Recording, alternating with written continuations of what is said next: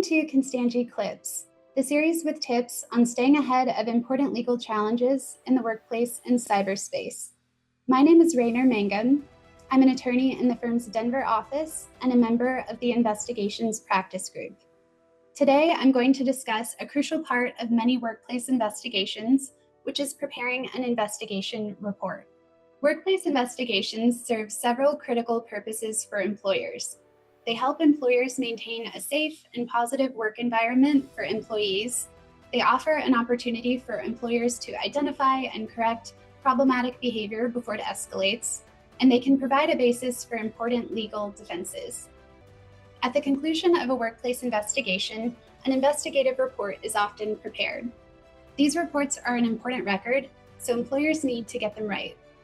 Today, I'm going to share 3 best practices for non-lawyers when preparing an investigation report. First, make sure the report clearly lays out the key facts of the investigation. You will want to ensure that your report is understandable to someone who wasn't involved in the investigation in case the findings from the investigation are challenged later. So be sure to include the full names of the complainant, the accused, and the witnesses who were interviewed. Describe the allegations that were raised and the responses of the accused and the witnesses who were interviewed. If it's relevant, you can also include additional background information, such as a description of the work environment or the working relationship of the parties. Note any policies that were implicated by the allegations, and summarize the evidence and the findings based on the evidence. Second, keep your report neutral and based on the facts and evidence. The goal is to be objective. Here, use an even, neutral tone.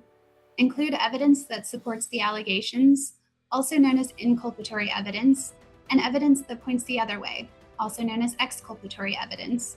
If you believe that certain evidence is not as strong, explain why that is. Base your conclusions on the evidence. For example, if you find that a particular employee made an inappropriate comment to another employee, explain what supports that finding.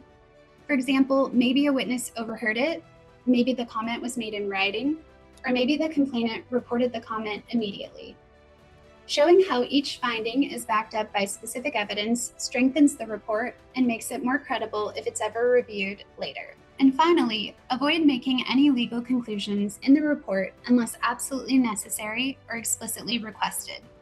The best practice is to tie your findings to company policies rather than making legal conclusions. Writing investigative reports can be challenging, but taking a careful, structured approach makes a big difference. If you have questions or need guidance, don't hesitate to contact your employment counsel. Thank you for watching. Be sure to follow Constangy on LinkedIn, Facebook, and YouTube for important updates and more tips on minimizing legal risk.